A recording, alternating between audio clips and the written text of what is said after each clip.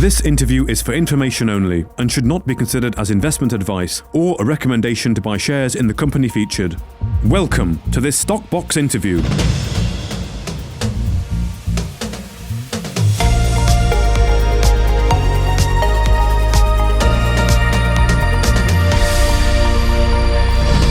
Joining us today is George Roach, the CEO of Premier African Minerals, following the publication of an RNS this morning containing the new mineral resource statement at Zulu and updates from the plant. Now, of course, this is something the market has definitely been waiting for a while, so it's good it's finally out. But thank you for joining us today. George, how are you doing generally? Thank you very much indeed. Fine, just very, very busy. Very busy. That's good. It is good, yes.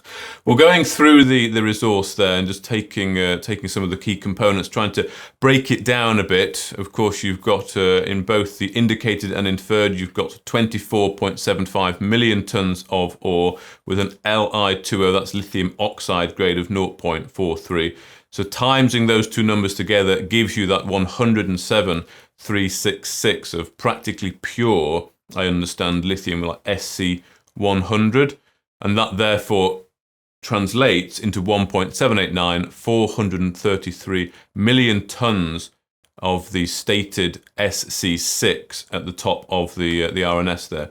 So if I got that correct, that's effectively 1.789, 433 tonnes of SC6. That is our estimate of contained spodumene SC6 concentrate in this ore body. Which is 19 odd years mine life on our projected production at the moment. Well, I was going to come on to the mine life in a bit. Okay, 19, I worked out a little bit more, but still 19 is very good there. Now, this does assume 100% recovery, and also I noticed the cutoff grade is 0 there. Have you got any sort of comments on that, first of all? Yes, so let me just go back and say that historically, one tended to report an elemental grade in the form of Li2O and not the contained quantity of that elemental grade that related to the economically recoverable mineral that you were going to sell. So within an ore body, and Zulu is probably no different to a lot of other of our similar style of pegmatites. You have lithium oxide that's contained in the wall rocks in a mineral called holmquistite. Then you've got some that's in petalite, you've got some that's in lepidolite, and then you've got in spodumene. And those other minerals that I've mentioned are of no economic significance to us. We don't recover them. We're not selling them. They're not doing anything. And all we are concerned with is how much mineral concentrate, SC6, spodumene, is in this deposit. So what we've done is we've applied reductions, and you'll see that in the RNS. We've reduced the overall tonnage contained within the actual ore bodies so that it is more reflective of the actual spodumene that we are going to be able to recover. Mm-hmm. So that's the first thing. The second thing is we have already demonstrated in our test work that if we have as low as 4% spodumene, pure spodumene, contained in an ore body, we are able to recover that and produce a saleable concentrate. So when one looks at this ore body, across the entire ore body, across all the pegmatites, it effectively means that we don't have to try and selectively mine part of the pegmatite to get to the spodumene because it's disseminated. We can take the entire ore body, process this, and we know that we then have all the spodumene going into the plant, and we know that from a grade lower than the overall grade that we've stipulated there, we can recover, or we have all of the spodumene in the plant to recover. Let me just emphasize that this recovery relates to the resource. So we can take out all the spodumene contained in the resource. When it goes to the plant and gets processed, there will be other recovery factors that relate to the plant. Some of those will come into play. And in historic test work, we've demonstrated, and it was demonstrated by Anzaplan, that 80% in some instances of the spodumene in the processing plant will be recovered as well. Okay. So effectively, 100% recovered from the pit. That's where that's where that comes in. Okay. Can I just pick up on something? I know we're talking here about the 1.79. That's the SC6. That's the important number where people can do their maths on to work out perhaps the value there of what the project has. But it has been picked up on a previous resource that came out last time, I think, talking about the inferred and the fact that the numbers have changed. So I think before the inferred was around 213,000. Now I know it's moved to indicated and inferred, which is the next level, but the number has dropped now to that 107,000. What is the reason for this, can I ask? Well, Mark, let me say again that, first of all, let me make the point that the previous resource statement we've effectively withdrawn, and I've set out the reasons for it. Okay. But let me go back to that for a moment, and let me say that whatever the grade was previously was a grade of Li2O contained in this entire ore body. And we did not distinguish because we didn't know at that time how much of this related to particular minerals. We know that today. So of that, whatever that grade was and whatever that tonnage was, a significant component of that would not have related to spodumene. It would have related to some lepidolite, maybe some holmquistite, maybe some other stuff that was there. It was simply a case of an elemental analysis of the whole pegmatite, and we said how much Li2O is contained in it. And that's what that was. We did not distinguish in terms of the minerals. We didn't say so much is spodumene, so much is lepidolite, so much is whatever else it is. That's been a protracted exercise. That's massive XRD work and so on to get to this conclusion. Okay. So I personally regard this as a very important statement that we can now look at this and have confidence to the extent that an MRE gives you that in terms of the spodumene contained within it. Okay. This allows us to translate and start looking at real values to a much better extent. Indeed. So is this number in line with what you were expecting there? I mean, you did say just a minute ago it gives you 19 years life of mine. I think I worked out about 30-ish based on 4,000 tons a month there. But, that's still pretty lengthy, isn't it? It's a long time. It gives me a lot of encouragement in terms of the build up and enhancement of the size of this plant. And it gives me more encouragement when I start looking at the possibility of looking at a lithium sulfate plant perhaps and so on, situated at Zulu. So that's the very exciting upside of this. Okay. Potential to increase the throughput there, George, for 4,000. Maybe you'd want to get a bit higher. I know the mill can probably do a bit more than that. The mill can do a lot more. I mean, the mill is now in situ. It's been delivered in situ. All the bits and pieces are being connected around it.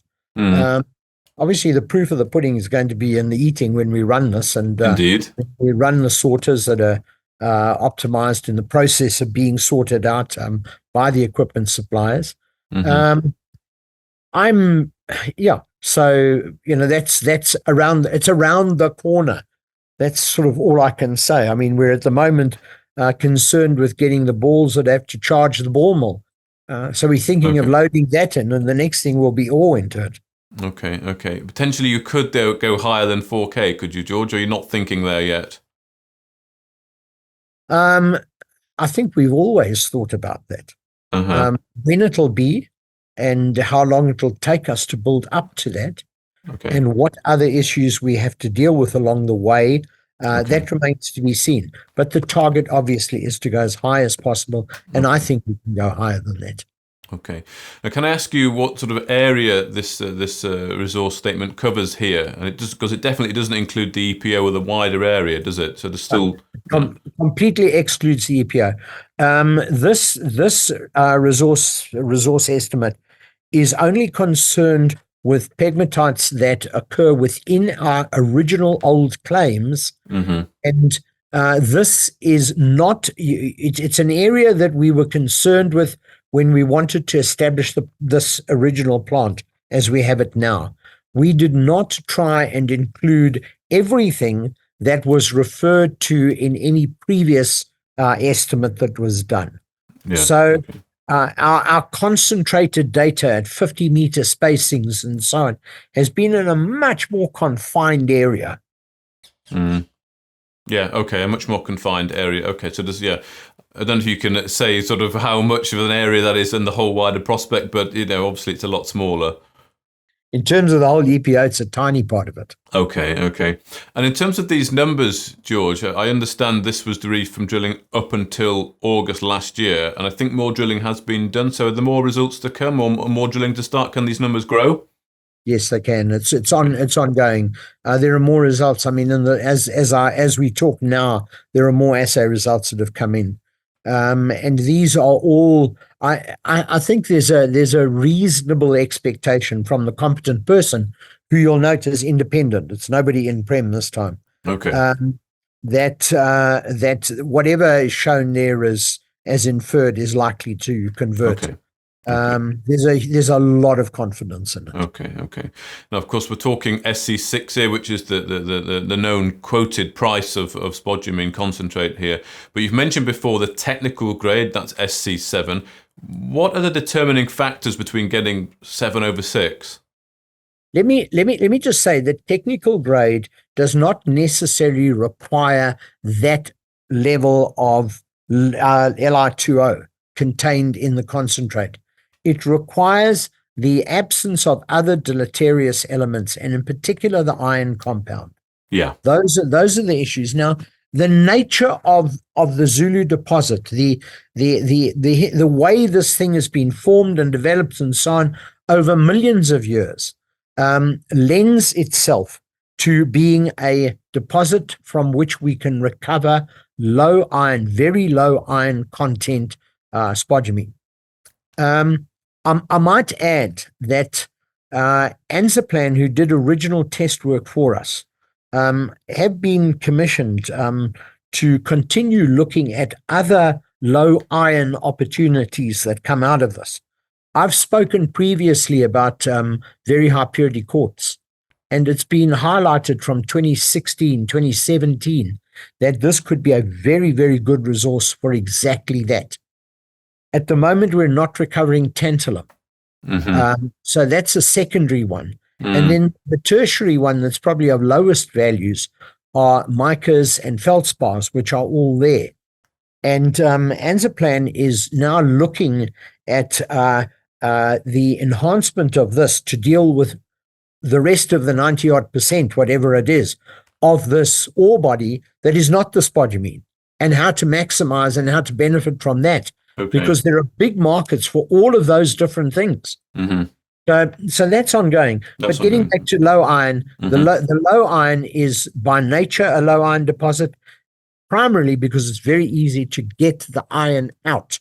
It's not embedded into anything that is not being liberated properly. Okay. And when you say low iron, I noticed the scoping study, I think, quoted about 0.66. Are you still around that number? Is there any? Can you say? In terms of the concentrate, it's been much, much lower than that. Number was prior to magnetic separation.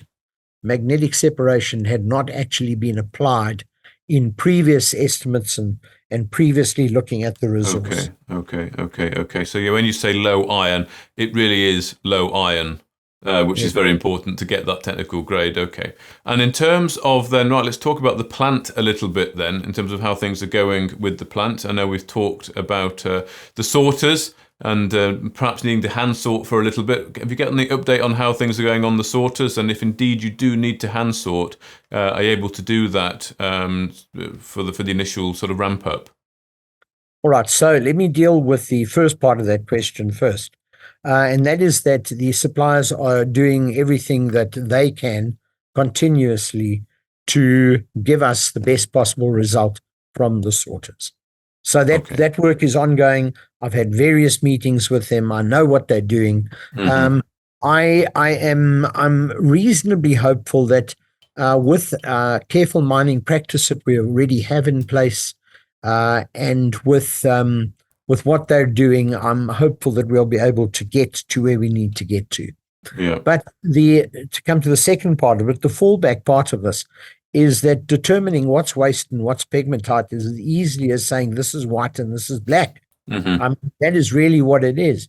And to actually put out a belt and have people looking on either side of a moving belt and just throwing off that small component that is the waste is not a difficult proposition.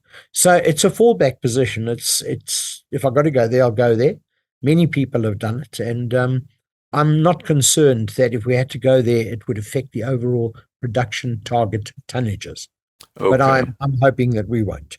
You're hoping that you won't, yeah. Okay, and the sorters, when they're all up and running, will remove the other material you don't want, and iron. Could they remove some of the iron as well, or is that really down to the mag? No, there is, in the country rock there is some iron, but Yes. in the pegmatite itself, they won't remove iron in the pegmatite. It's tiny. It's far too small for them. Okay. That will come out in the mag sep. Okay, perfect. Okay, that's good. We talked a little bit about the mill. You say it's being installed, and you're looking to run it up fairly soon then? Well, it's in situ. Okay. It's been bolted in place. Everything's going in around it. I'll be at site on Tuesday next week. And all the indications are that it's progressing very well. So I'll be able to give you a further update after Tuesday. A further update after Tuesday. Okay, excellent. That's good to hear. And you mentioned the tantalum a moment ago, and that was included in the statement there. The petalite was not mentioned, so that's potentially another value add, or is it? Yeah, you see, we at Zulu, we now have a much better understanding of the geology and the way these pegmatites occur, and those that we're mining at the moment are effectively free of petalite. We have some others that are discrete from what is in this resource statement, completely discrete, which are high-grade petalite. And we have some other petalite within the EPO area that is high-grade. And we have been asked to look at, on behalf of a completely unrelated party, to look at putting in a small plant to deal with possible petalite recovery. Okay. Because petalite from there will be equally low iron. Okay. So you've had approaches from people interested in the petalite and the tantalum? The tantalum is an easy offtake. Okay. That's very, very easy. I'm not even concerned with who I need to go and offer it to. I think we'll have people falling over themselves for that. Okay. And as you mentioned earlier, you've got people working on the economics of those elements. So that's good to hear. Okay. Can I go? Yep. No, I was going to just make the point again that there is so much else to come from this. Spodumene is only one component. Mm-hmm. And when Prem got involved in this deposit originally, it wasn't because of lithium and spodumene.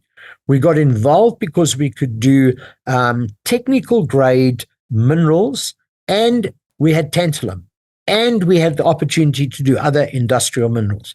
So the spodumene is almost a bonus to why we originally got involved with this thing.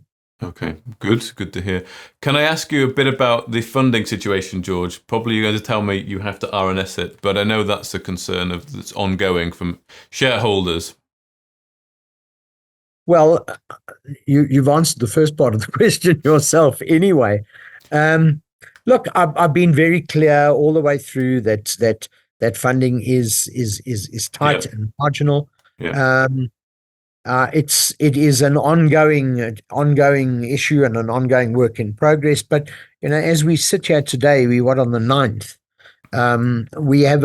We have a projected completion date for the plant and ready to switch on, which is probably less than 2 weeks away.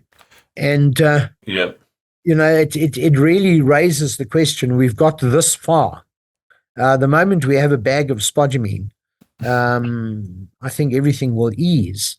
Indeed. And that's key, isn't it? It's going to be a very difficult 2 weeks. I probably will have to do something during this next period, but the closer we get to it, the easier it's becoming. Okay.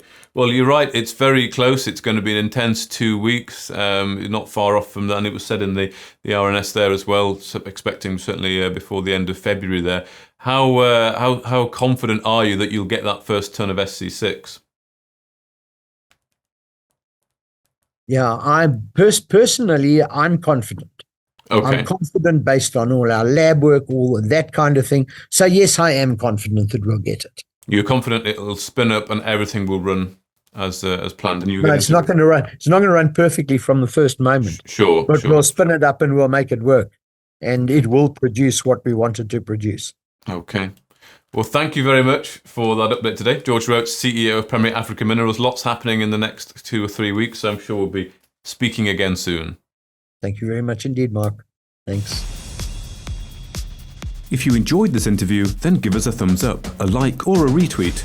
Subscribe to us on YouTube or follow us on Twitter and hit that notification bell to be the first to know when we release new content. There's loads of great content on our website too, across all our programs at stockboxmedia.com. Thank you for watching.